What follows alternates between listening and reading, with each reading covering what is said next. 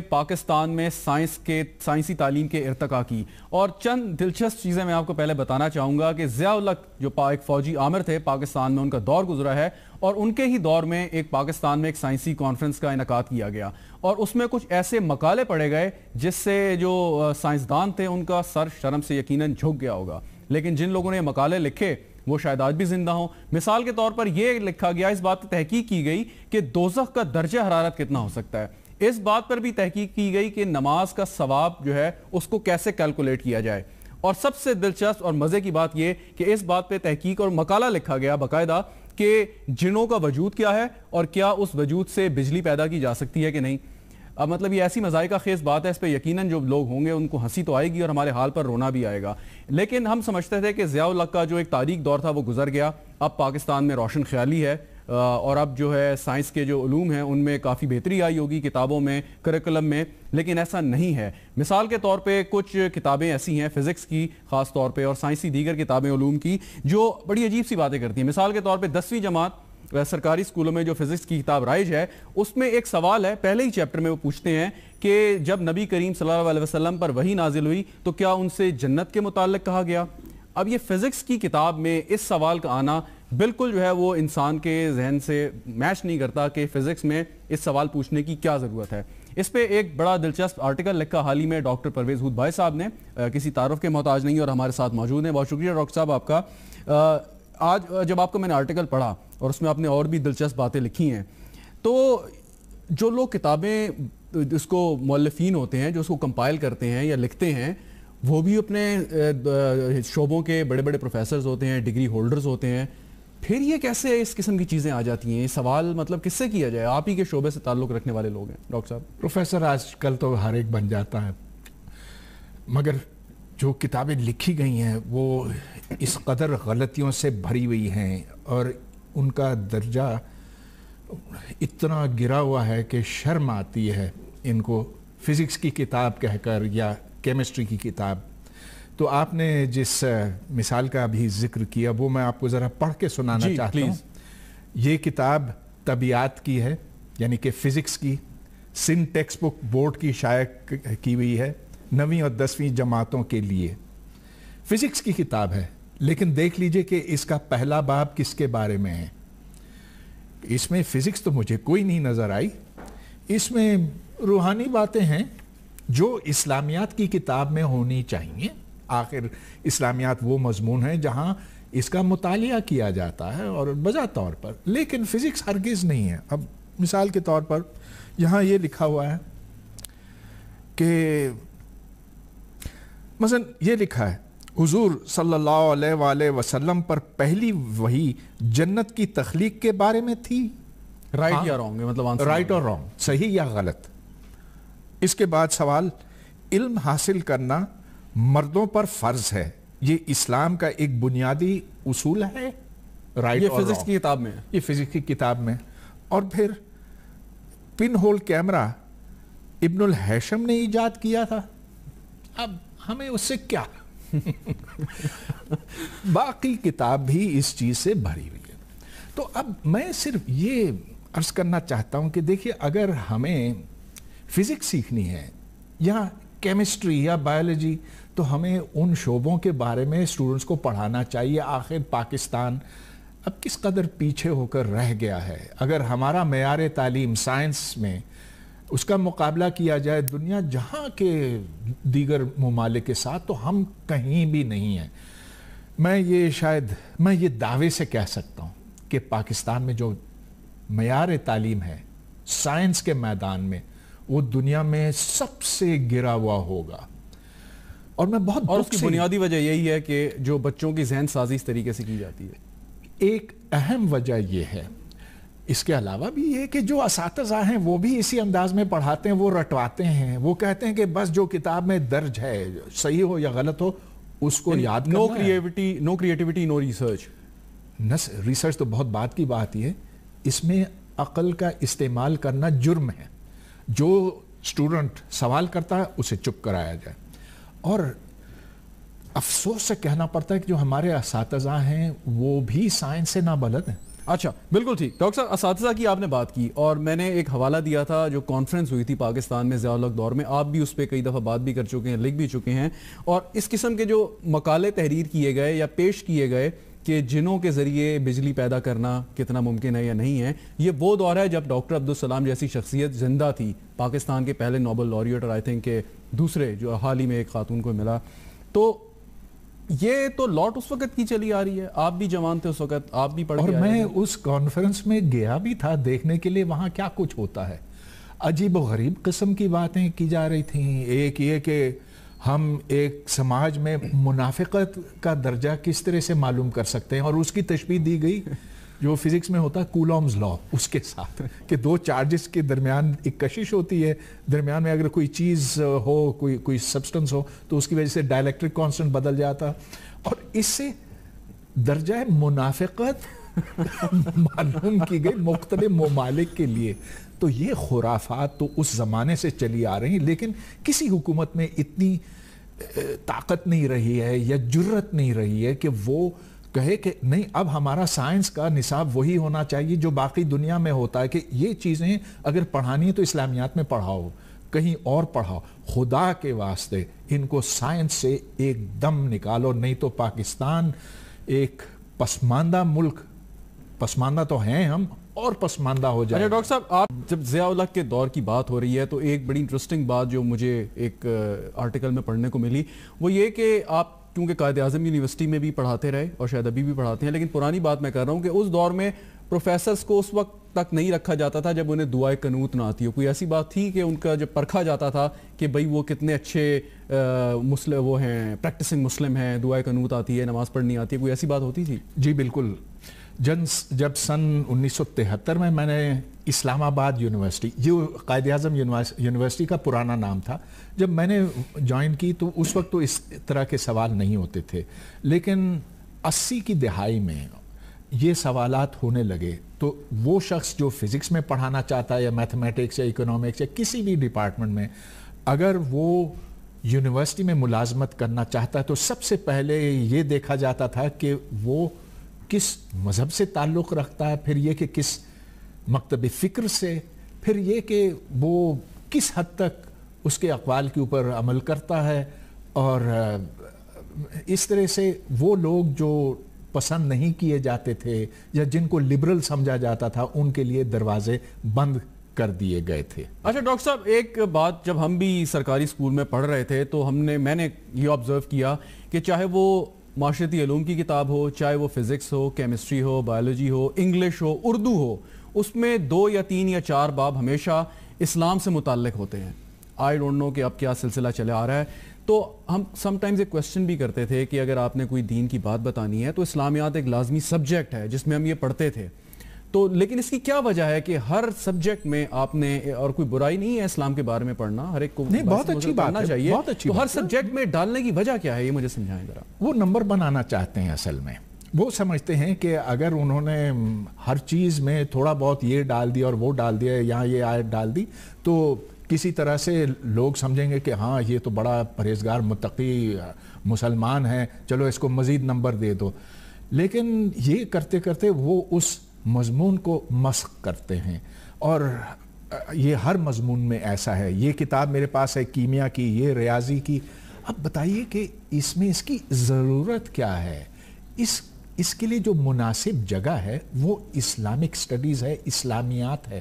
وہاں پر یہ باتیں جا کر کہیں, بس وہیں تک اس کو محدود. اچھا, یہ بڑی امپورٹنٹ ایک بات کی. آخری سوال آپ سے, آپ نے اپنے آرٹیکل میں یہ بات بھی اٹھائی کہ جب تک آپ سائنس کو مذہب سے علیحدہ نہیں کریں گے تو آپ ایک اوپن کھلے ذہن کے ساتھ آپ تحقیق نہیں کر سکتے, اسے سمجھ نہیں سکتے. تو کیا یہ اشد ضروری ہے کہ سائنس سے اسلام کو ہم علیحدہ کر دیں؟ جی بالکل. کہیں بھی قرآن شریف میں یہ نہیں لکھا ہے کہ یہ دو, اس زمانے میں سائنس تو تھی بھی نہیں, اور سائنس کے لیے نہ عربی میں نہ اردو میں کوئی لفظ ہے. کہاں یہ احکامات ہیں کہ ان کو نتھی کرنا ہے, کہیں بھی نہیں ہے. اور باقی دنیا میں آپ دیکھ سکتے ہیں کہ ان دو مضامین کو, یعنی کہ مذہب کو اور سائنس کو علیحدہ رکھا گیا, اور یہی ان کی ترقی کا کا راز ہے۔ بہت شکریہ ڈاکٹر پرویز ہود بھائی، ہمارے ساتھ ناظرین موجود تھے، گفتگو آپ نے سنی، اور یہ بڑا ضروری ہے کہ روشن خیالی کے ساتھ ان جدید علوم کا مطالعہ بھی کیا جائے اور ان کو اس طرح ڈھالا جائے، اور جہاں جہاں اس قسم کی باتیں لکھی ہیں کہ جو مناسب نہیں اور نہیں ہونی چاہیے ان کو فی الفور اس میں سے دور کیا جائے۔ کچھ کتابوں کا حوالہ ڈاکٹر صاحب نے دیا، تو ہم امید کرتے ہیں کہ جو ارباب اختیار ہیں، پالیسی میکرز ہیں، وہ یقیناً جائزہ لیں گے اور ایسی چیزیں جو نئے آنے والی نسل میں اس قسم کے خیالات کو پیدا کریں کہ ان کا سائنس کی طرف سے ایک دقیانوسی ایک رجحان ہو جائے، اس کو دور ہونا چاہیے۔ امید یہی کرتے ہیں۔ پروگرام کا وقت ختم ہو گیا، اجازت دیجیے۔ وہ بھی اپنے شعبوں کے بڑے بڑے پروفیسرز ہوتے ہیں، ڈگری ہولڈرز ہوتے ہیں، پھر یہ کیسے اس قسم کی چیزیں آ جاتی ہیں؟ یہ سوال مطلب کس سے کیا جائے؟ آپ ہی کے شعبے سے تعلق رکھنے والے لوگ ہیں ڈاکٹر صاحب۔ پروفیسر آج کل تو ہر ایک بن جاتا ہے، مگر جو کتابیں لکھی گئی ہیں وہ اس قدر غلطیوں سے بھری ہوئی ہیں اور ان کا درجہ اتنا گرا ہوا ہے کہ شرم آتی ہے ان کو فزکس کی کتاب کہہ کر یا کیمسٹری کی کتاب۔ تو آپ نے جس مثال کا بھی ذکر کیا وہ میں آپ کو ذرا پڑھ کے سنانا چاہتا ہوں۔ یہ کتاب طبیعیات کی ہے، یعنی کہ فزکس کی، سندھ ٹیکسٹ بک بورڈ کی شائع کی ہوئی ہے 9ویں اور 10ویں جماعتوں کے لیے۔ فزکس کی کتاب ہے، لیکن دیکھ لیجئے کہ اس کا پہلا باب کس کے بارے میں ہے۔ اس میں فزکس تو مجھے کوئی نہیں نظر آئی، اس میں روحانی باتیں ہیں جو اسلامیات کی کتاب میں ہونی چاہیے۔ آخر اسلامیات وہ مضمون ہیں جہاں اس کا مطالعہ کیا جاتا ہے اور بجا طور پر، لیکن فزکس ہرگز نہیں ہے۔ اب مثال کے طور پر یہاں یہ لکھا ہوا ہے کہ مثلا یہ لکھا ہے حضور صلی اللہ علیہ وآلہ وسلم پر پہلی وحی جنت کی تخلیق کے بارے میں تھی۔ رائٹ یا رانگ؟ مطلب رائٹ اور رانگ، صحیح یا غلط۔ اس کے بعد سوال، علم حاصل کرنا مردوں پر فرض ہے، یہ اسلام کا ایک بنیادی اصول ہے؟ رائٹ اور فزکس کی کتاب میں، یہ فزکس کی کتاب میں۔ اور پھر پن ہول کیمرہ ابن الہیشم نے ایجاد کیا تھا، اب ہمیں اس سے کیا؟ باقی کتاب بھی اس چیز سے بھری ہوئی ہے۔ تو اب میں صرف یہ عرض کرنا چاہتا ہوں کہ دیکھیے، اگر ہمیں فزکس سیکھنی ہے یا کیمسٹری یا بایولوجی تو ہمیں ان شعبوں کے بارے میں اسٹوڈنٹس کو پڑھانا چاہیے۔ آخر پاکستان اب کس قدر پیچھے ہو کر رہ گیا ہے۔ اگر ہمارا معیار تعلیم سائنس میں اس کا مقابلہ کیا جائے دنیا جہاں کے دیگر ممالک کے ساتھ، تو ہم کہیں بھی نہیں ہیں۔ میں یہ دعوے سے کہہ سکتا ہوں کہ پاکستان میں جو معیار تعلیم ہے سائنس کے میدان میں، وہ دنیا میں سب سے گرا ہوا ہوگا۔ اور میں بہت اور اس کی بنیادی وجہ یہی ہے کہ جو بچوں کی ذہن سازی اس طریقے سے کی جاتی ہے۔ ایک اہم وجہ یہ ہے، اس کے علاوہ بھی یہ کہ جو اساتذہ ہیں وہ بھی اسی انداز میں پڑھاتے ہیں، وہ رٹواتے ہیں، وہ کہتے ہیں کہ بس جو کتاب میں درج ہے صحیح ہو یا غلط ہو اس کو یاد کرنا ہے۔ نو کریٹیوٹی نو ریسرچ۔ ریسرچ تو بہت بات کی بات ہی ہے، اس میں عقل کا استعمال کرنا جرم ہے۔ جو اسٹوڈنٹ سوال کرتا ہے اسے چپ کرایا جائے۔ اور افسوس سے کہنا پڑتا ہے کہ جو ہمارے اساتذہ ہیں وہ بھی سائنس سے نابلد ہیں۔ اچھا، بالکل ٹھیک ڈاکٹر صاحب، اساتذہ کی آپ نے بات کی اور میں نے ایک حوالہ دیا تھا جو کانفرنس ہوئی تھی پاکستان میں ضیاء الحق دور میں، آپ بھی اس پہ کئی دفعہ بات بھی کر چکے ہیں، لکھ بھی چکے ہیں، اور اس قسم کے جو مقالے تحریر کیے گئے یا پیش کیے گئے کہ جنوں کے ذریعے بجلی پیدا کرنا کتنا ممکن ہے یا نہیں ہے، یہ وہ دور ہے جب ڈاکٹر عبدالسلام جیسی شخصیت زندہ تھی، پاکستان کے پہلے نوبل لاریٹ اور آئی تھنک کہ دوسرے جو حال ہی میں ایک خاتون کو ملا۔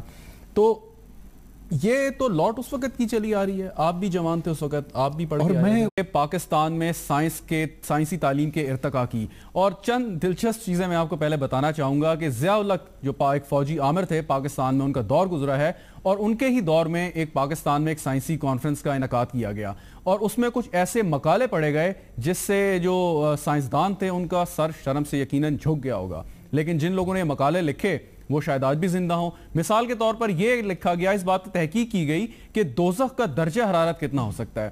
اس بات پر بھی تحقیق کی گئی کہ نماز کا ثواب جو ہے اس کو کیسے کیلکولیٹ کیا جائے، اور سب سے دلچسپ اور مزے کی بات یہ کہ اس بات پہ تحقیق اور مقالہ لکھا گیا باقاعدہ کہ جنوں کا وجود کیا ہے اور کیا اس وجود سے بجلی پیدا کی جا سکتی ہے کہ نہیں۔ اب مطلب یہ ایسی مذائقہ خیز بات ہے، اس پہ یقیناً جو لوگ ہوں گے ان کو ہنسی تو آئے گی اور ہمارے حال پر رونا بھی آئے گا، لیکن ہم سمجھتے تھے کہ ضیاء الحق کا جو ایک تاریک دور تھا وہ گزر گیا، اب پاکستان میں روشن خیالی ہے اور اب جو ہے سائنس کے جو علوم ہیں ان میں کافی بہتری آئی ہوگی کتابوں میں، کریکولم میں، لیکن ایسا نہیں ہے۔ مثال کے طور پہ کچھ کتابیں ایسی ہیں فزکس کی خاص طور پہ اور سائنسی دیگر کتابیں علوم کی جو بڑی عجیب سی باتیں کرتی ہیں۔ مثال کے طور پہ 10ویں جماعت سرکاری اسکولوں میں جو فزکس کی کتاب رائج ہے، اس میں ایک سوال ہے، پہلے ہی چیپٹر میں وہ پوچھتے ہیں کہ جب نبی کریم صلی اللہ علیہ وسلم پر وحی نازل ہوئی تو کیا ان سے جنت کے متعلق کہا گیا؟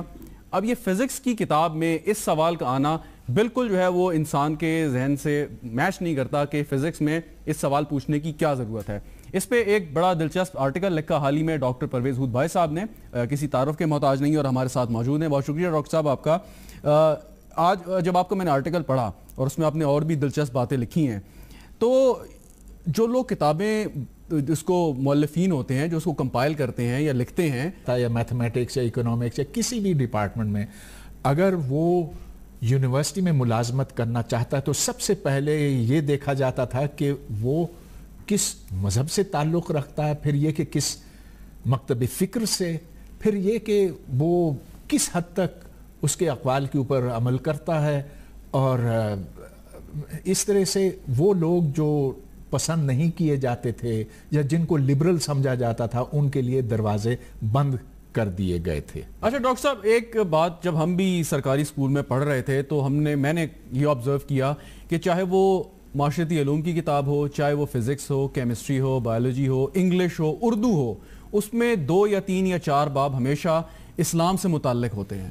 آئی ڈونٹ نو کہ اب کیا سلسلہ چلے آ رہا ہے، تو ہم سم ٹائمز ایک کویسچن بھی کرتے تھے کہ اگر آپ نے کوئی دین کی بات بتانی ہے تو اسلامیات ایک لازمی سبجیکٹ ہے جس میں ہم یہ پڑھتے تھے، تو لیکن اس کی کیا وجہ ہے کہ ہر سبجیکٹ میں آپ نے، اور کوئی برائی نہیں ہے اسلام کے بارے میں پڑھنا، ہر ایک کو بہت اچھی بات چاہیے، تو ہر سبجیکٹ میں ڈالنے کی وجہ کیا ہے یہ مجھے سمجھائیں ذرا۔ وہ نمبر بنانا چاہتے ہیں، اصل میں وہ سمجھتے ہیں کہ اگر انہوں نے ہر چیز میں تھوڑا بہت یہ ڈال دیا اور وہ ڈال دیا، یہاں یہ آیت ڈال دی، تو کسی طرح سے لوگ سمجھیں گے کہ ہاں یہ تو بڑا پرہیزگار متقی مسلمان ہے، چلو اس کو مزید نمبر دے دو۔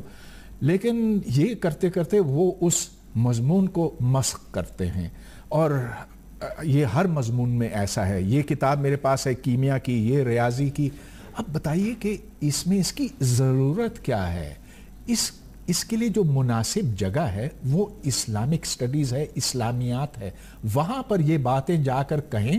اس کانفرنس میں گیا بھی تھا دیکھنے کے لیے وہاں کیا کچھ ہوتا ہے، عجیب و غریب قسم کی باتیں کی جا رہی تھیں۔ ایک یہ کہ ہم ایک سماج میں منافقت کا درجہ کس طرح سے معلوم کر سکتے ہیں، اور اس کی تشبیہ دی گئی جو فزکس میں ہوتا ہے کولومز لا، اس کے ساتھ کہ 2 چارجز کے درمیان ایک کشش ہوتی ہے، درمیان میں اگر کوئی چیز ہو، کوئی سبسٹنس ہو تو اس کی وجہ سے ڈائلیکٹرک کانسٹنٹ بدل جاتا، اور اس سے درجہ منافقت معلوم کی گئی مختلف ممالک کے لیے۔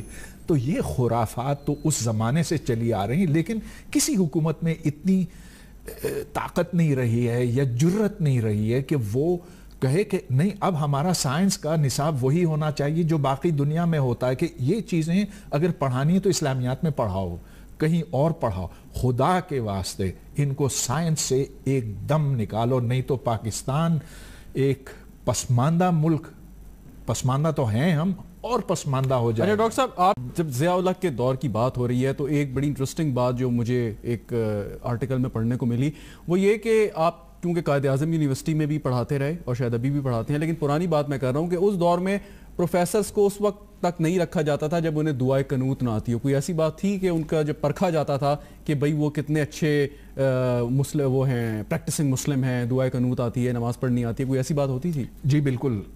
جب سن 1973 میں نے اسلام آباد یونیورسٹی، یہ قائد اعظم یونیورسٹی کا پرانا نام تھا، جب میں نے جوائن کی تو اس وقت تو اس طرح کے سوال نہیں ہوتے تھے، لیکن 80 کی دہائی میں یہ سوالات ہونے لگے، تو وہ شخص جو فزکس میں پڑھانا چاہتا